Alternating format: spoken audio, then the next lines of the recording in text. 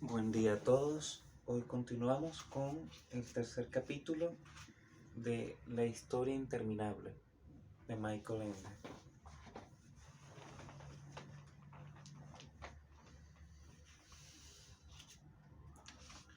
Tercer capítulo o capítulo 3. La vetusta morla. Cuando el ruido de los cascos del caballo de Atreyu se apagó, Cairón, el centauro negro, se dejó caer de nuevo en su lecho de pieles. El esfuerzo lo había agotado. Las mujeres que al día siguiente lo encontraron en la tienda de Atreyu temieron por su vida. Incluso cuando unos días más tarde regresaron los cazadores, apenas estaba mejor, pero de todas formas pudo explicarles por qué se había marchado Atreyu y por qué tardaría en volver.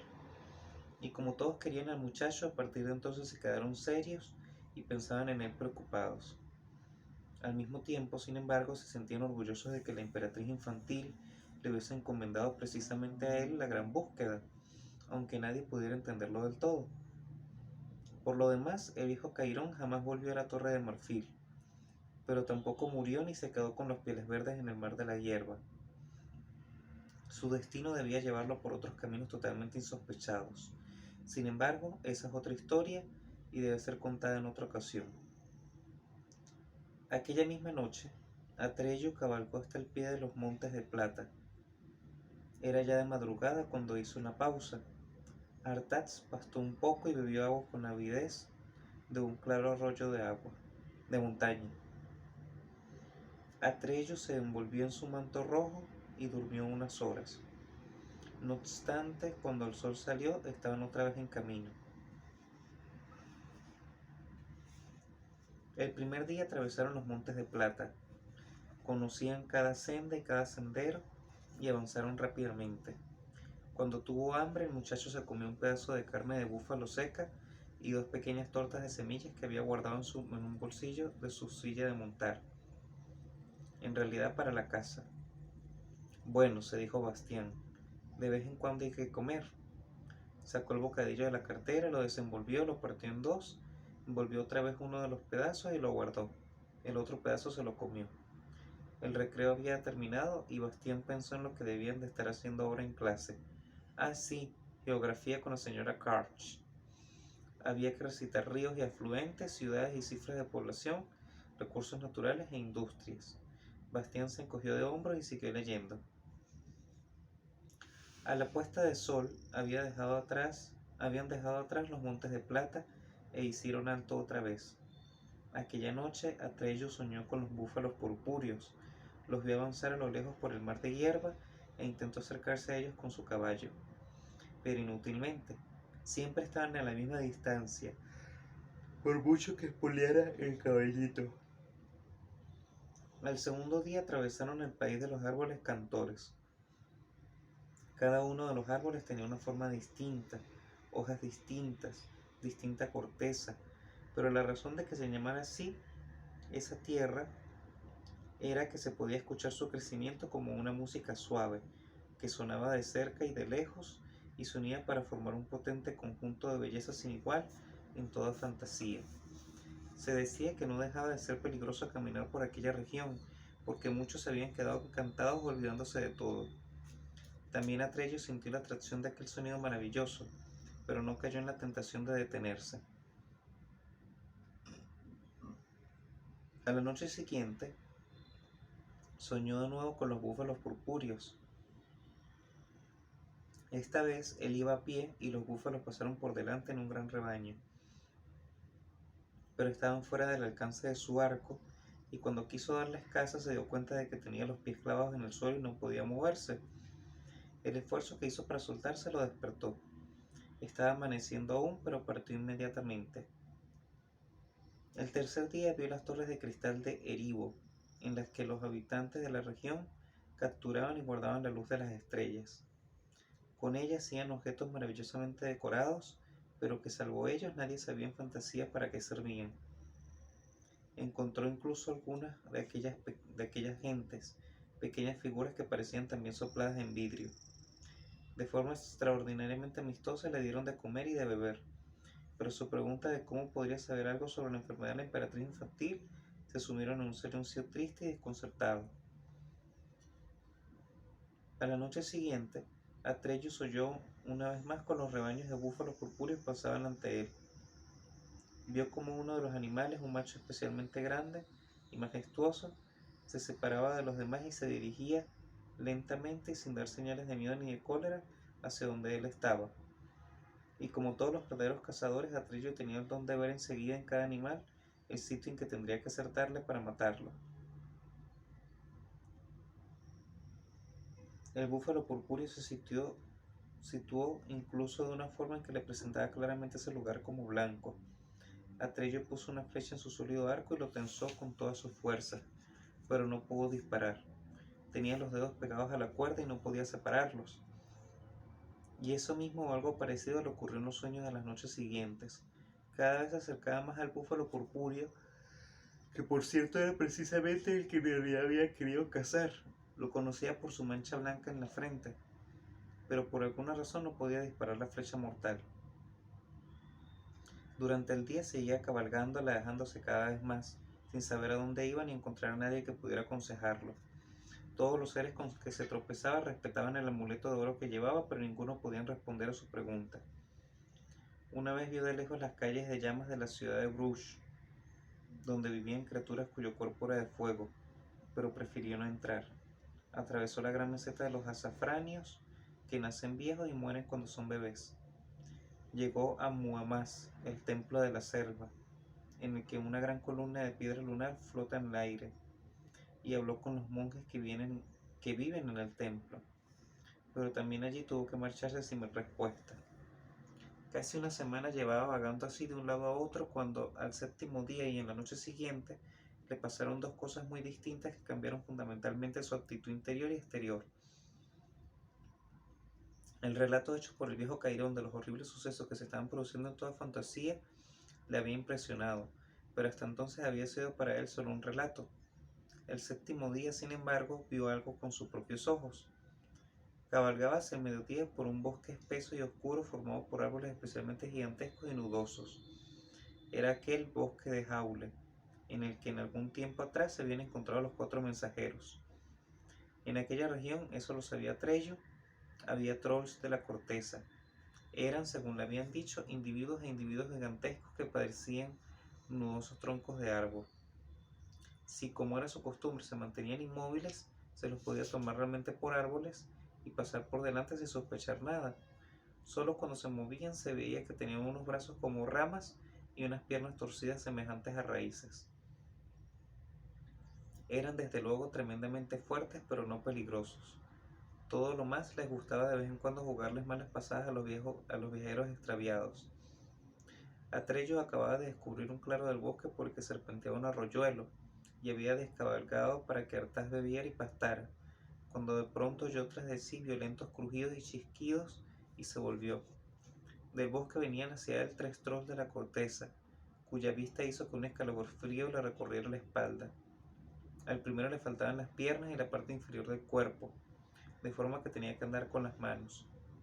El segundo tenía un enorme agujero en el pecho, a través del cual se podía mirar, y el tercero brincaba sobre su única pierna porque le faltaba toda la mitad izquierda del cuerpo, como si lo hubieran partido por en medio. Cuando vieron el amuleto en el pecho de Atreyu, se hicieron mutuamente un gesto de sentimiento y se acercaron despacio. No te asustes, dijo el que caminaba sobre las manos, y su voz sonó como el crujido de un árbol. Nuestro aspecto no es precisamente muy agradable, pero en esta parte del bosque de Jaule nadie más que nosotros puede avisarte. Por eso hemos venido. ¿Avisarme?, preguntó Atreyu. ¿De qué? Hemos oído hablar de ti, gimió el pecho agujereado, y nos han dicho por qué estás en camino. No debes seguir adelante porque si no estarás perdido. Te pasará lo mismo que a nosotros, suspiró el partido en dos. Mira, ¿no te gustaría? ¿Qué os ha pasado? La aniquilación se extiende, se quejó el primero. Aumenta cada día más, si es que se puede decir que la nada aumenta. Todos los demás huyeron a tiempo del bosque de Jaule, pero nosotros no quisimos dejar nuestro hogar. Y entonces nos sorprendió durante el sueño e hizo con nosotros lo que ves. ¿Duele mucho? No, respondió el segundo troll de la corteza, el del agujero en el pecho. No se siente nada. Solo te falta algo y cada día te falta algo más. una vez que ha sido atacado. Pronto no existiremos ya.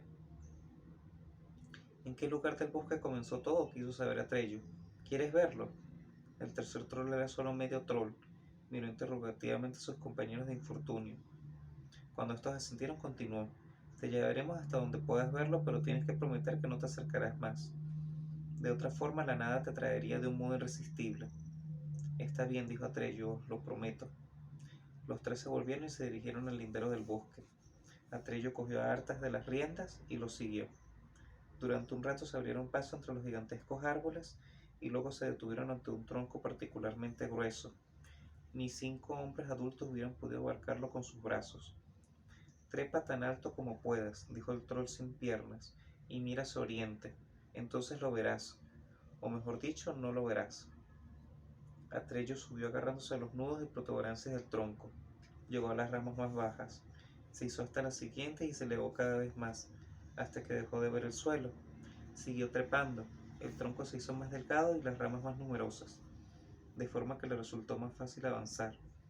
Cuando finalmente estuvo sentado en lo más alto de la copa, miró hacia oriente y lo vio. Las copas de los otros árboles que estaban muy cerca eran verdes, pero el follaje de los árboles que había detrás parecía haber perdido ese color porque era gris, y un poco más lejos se hacía extrañamente transparente, nebuloso, o mejor dicho, cada vez más irreal. Y detrás no había nada, absolutamente nada. No era un lugar pelado, una zona oscura ni tampoco una clara. Era algo insoportable para los ojos, y que producía la sensación de haberse quedado uno ciego, porque no hay ojos que aguanten el contemplar una nada total. Atreyu se tapó la cara con la mano y estuvo a punto de caerse de la rama. Se sujetó con fuerza y descendió tan deprisa como pudo. Ya había visto bastante. Solo entonces comprendió todo el horror que se extendía por fantasía. Cuando llegó otra vez al pie del gigantesco árbol, los 3 trolls de la corteza habían desaparecido. Atreyu saltó sobre su caballito y a galope tendido tomó la dirección opuesta a aquella en que la nada avanzaba lenta pero inconteniblemente. Solo cuando era ya oscuro y hacía tiempo que el bosque dejado le había quedado atrás, hizo alto. Y aquella noche le esperaba el segundo acontecimiento que había de dar a su gran búsqueda una nueva orientación. Soñó de forma mucho más clara que hasta entonces con los grandes búfalos purpúreos que había querido cazar. Esta vez estaba ante ellos sin arco ni flechas. Él se sentía muy pequeño, pero la cabeza del gran animal cubría el cielo entero, y oyó cómo él hablaba. No pudo entenderlo todo, pero aproximadamente le dijo así: si me hubieses matado serías ahora un cazador. Sin embargo, renunciaste a ello y por eso puedo ayudarte ahora, Atreyu. Escucha, hay un ser en fantasía que es más viejo que todos los otros. Lejos, muy lejos al norte, está el pantano de la tristeza. En medio de ese pantano se alza la montaña de Cuerno y allí vive la vetusta Morla. Busca la vetusta Morla. Entonces Atreyu se despertó. El reloj de la torre dio las 12. Los compañeros de Bastián irían pronto a dar la última clase en el gimnasio. Quizás jugasen hoy con aquel balón medicinal grande y pesado con el que Bastián se daba siempre tan mala maña, por lo que ninguno de los equipos lo quería como jugador. A veces tenían que jugar también con una pelota pequeña, dura como una piedra, que hacía muchísimo daño cuando le daba a uno, y a Bastián le daban siempre y con todas las ganas porque ofrecía un blanco fácil. Sin embargo, quizá hubiera que hacer hoy cuerdas, un ejercicio que Bastián detestaba especialmente. Mientras que la mayoría de los otros estaban ya arriba, él se columpiaba casi siempre como un saco de patatas, con la cara roja como un tomate, al extremo inferior de la cuerda con gran regocijo de toda la clase, pero sin ser capaz de trepar ni medio metro. Y el señor Menge, el profesor de gimnasia, no escatimaba las bromas a su costa. Bastián hubiera dado cualquier cosa por ser como Atreyu, entonces les hubiera dado a todos una lección. Suspiró profundamente. Atreyu cabalgó hacia el norte, siempre hacia el norte. Solo se permitía a su caballo las pausas más estrictamente necesarias para dormir y comer. Cabalgó día y noche con el ardor del sol y bajo la lluvia, a través de tormentas y tempestades. No vio nada ni consultó con nadie más. Cuanto más avanzaba hacia el norte, tanto más oscuro se hacía. Un crepúsculo gris de plomo siempre igual llenaba los días. Por las noches las auroras boreales iluminaban el cielo. Una mañana en cuya turbia luz el tiempo parecía haberse detenido, vio por fin desde una colina el pantano de la tristeza. Vapores de niebla flotaban sobre él, y de ellos surgían bosquecillos de árboles cuyos troncos se abrían por abajo en 4, 5 o más zancos retorcidos, de forma que parecían grandes cangrejos, sostenidos sobre muchas patas en el agua negra. Del follaje pardo colgaban por doquier raíces aéreas, como tentáculos inmóviles. Era casi imposible saber dónde era firme el suelo entre las charcas, y dónde consistía solo en una alfombra de plantas acuáticas. Artax resopló suavemente de espanto. Sí, respondió Trello. Hemos de encontrar la montaña de cuerno que está en medio de ese pantano. Espolió a Artax y el caballito obedeció. Paso a paso iba comprobando la firmeza del suelo, y de ese modo avanzaban lentamente. Finalmente Atrello desmontó y llevó a Artax de las riendas. El caballo se hundió unas cuantas veces, pero consiguió siempre salir. No obstante, cuanto más profundamente se adentraban en el pantano de la tristeza, tanto más torpes se hacían sus movimientos. Dejaba colgar la cabeza y se limitaba a arrastrarse hacia adelante. Artax, dijo Atrello, ¿qué te pasa? No lo sé, señor, respondió el animal. Creo que deberíamos volver, no tiene ningún sentido. Corremos tras algo que solo he soñado, pero no lo encontraremos. Quizás sea de todas formas demasiado tarde. Quizás haya muerto ya la emperatriz infantil y todo lo que hacemos sea absurdo. Vamos a volver, señor. Nunca me has hablado así, Artax, dijo asombrado Trello. ¿Qué te pasa? ¿Estás enfermo? Es posible, contestó Artax. A cada paso que damos, la tristeza de mi corazón aumenta. Ya no tengo esperanza, señor, y me siento cansado, tan cansado. Creo que no puedo más.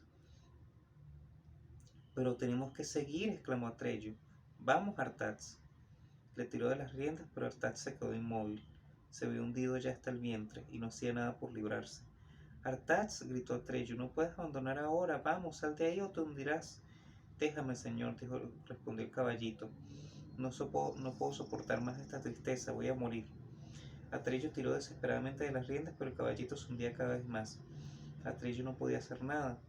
Cuando finalmente solo la cabeza del animal sobresalía de allá del agua negra, Atrello la cogió entre sus brazos. Yo te sostendré, Artax, le dijo al oído, no dejaré que te hundas. El caballito relinchó una vez más suavemente. No puedes ayudarme, señor, estoy acabado.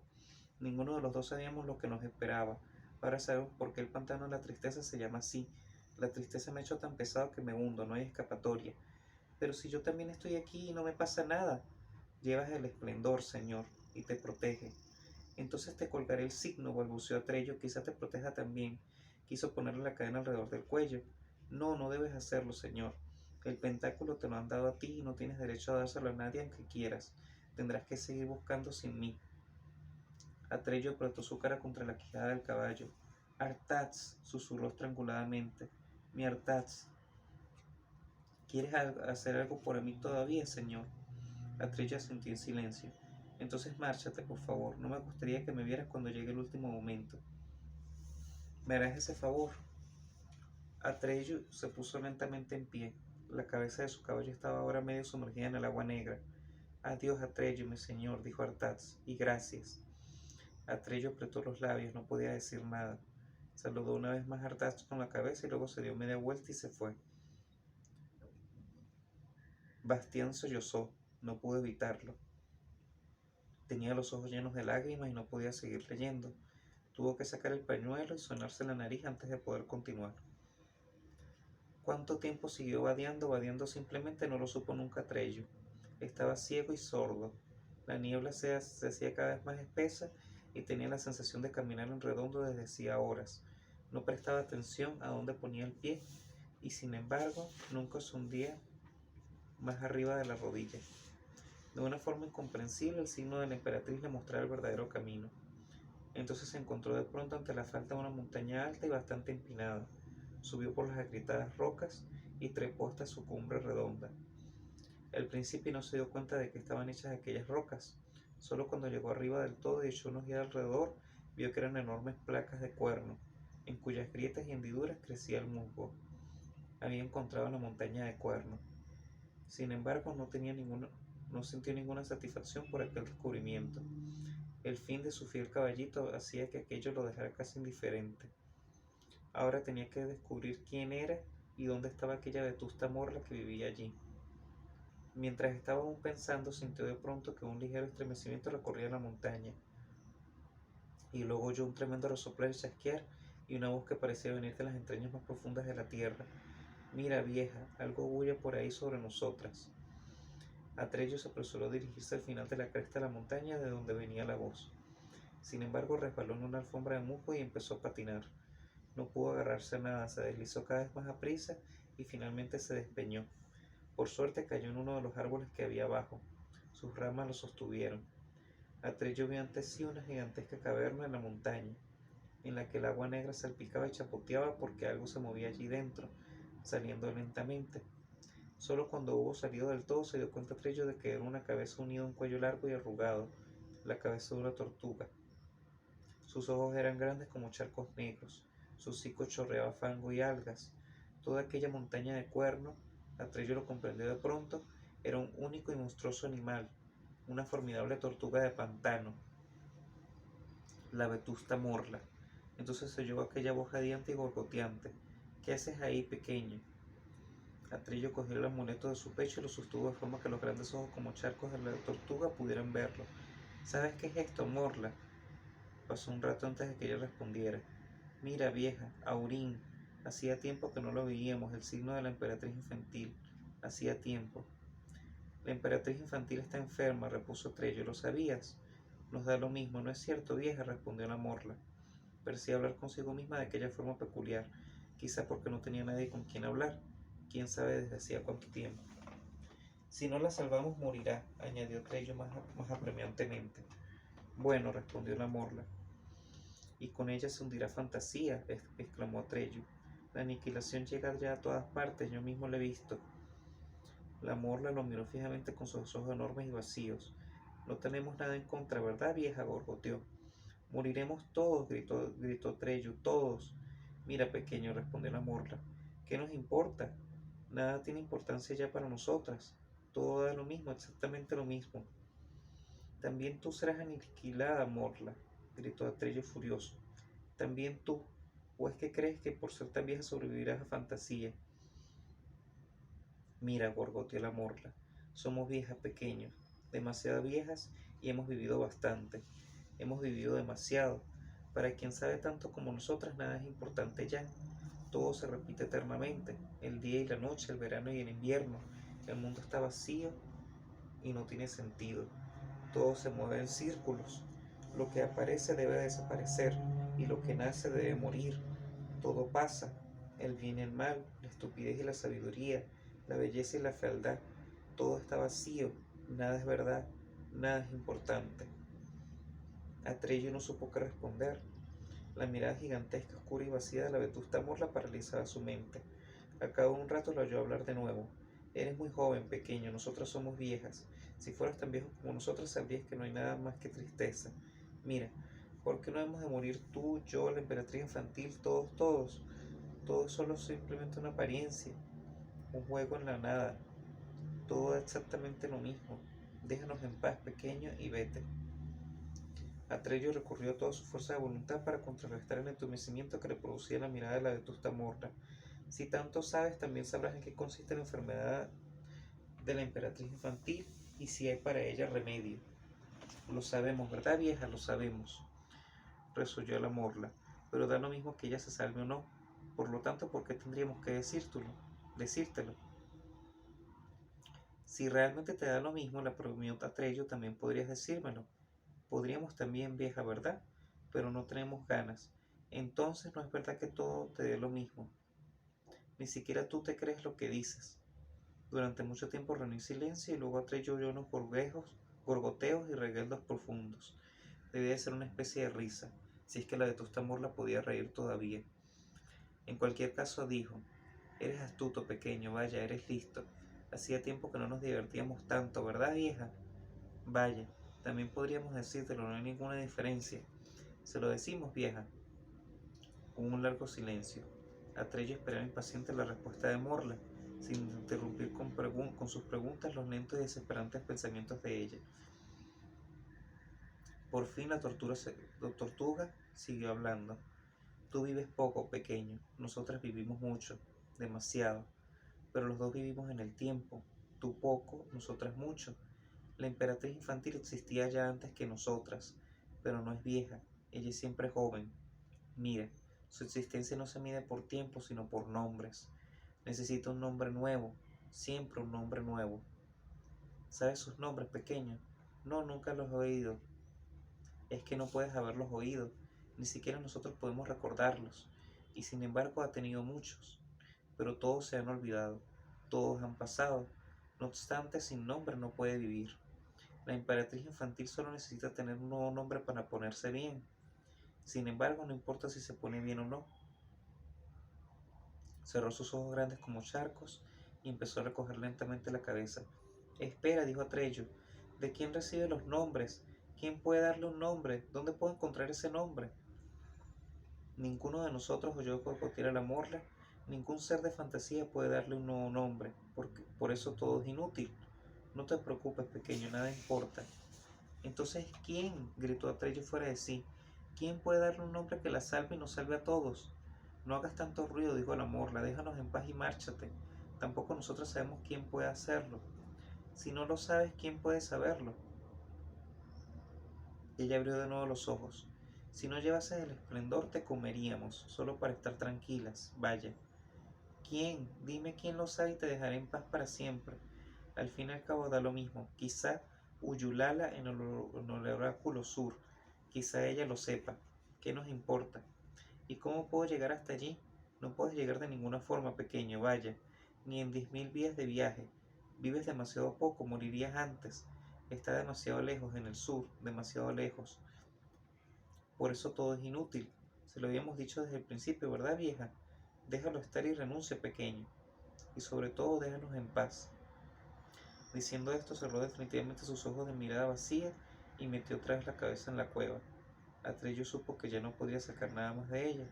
Al mismo tiempo, el ser de las sombras que se había formado en la oscuridad del páramo nocturno encontró el rastro de Atreyu y se dirigió al pantano de la tristeza. Nada ni nadie en fantasía podría apartarlo de aquel rastro. Bastián había apoyado la cabeza en la mano y miraba ante sí pensativamente. Es muy extraño, dijo en voz alta, que ningún ser de fantasía pueda dar a la emperatriz infantil un nuevo nombre. Si solo se tratara de encontrar un nuevo nombre, él hubiera podido ayudarlo fácilmente. Eso se le daba bien. Pero por desgracia no estaba en fantasía, donde sus habilidades hubieran podido ser útiles y le hubieran reportado quizás simpatía u honores. Por otro lado, se alegraba también mucho de estar allí porque en una región como el pantano de la tristeza no se hubiera atrevido a entrar por nada del mundo. Y aquel siniestro ser en las sombras que perseguía a Trello sin que lo supiera. A Bastián le hubiera gustado avisarlo, pero no podía ser. No se podía hacer otra cosa que confiar en la suerte y seguir leyendo. Y así concluye el capítulo 3 de la historia interminable de Michael Ende. Gracias por escuchar.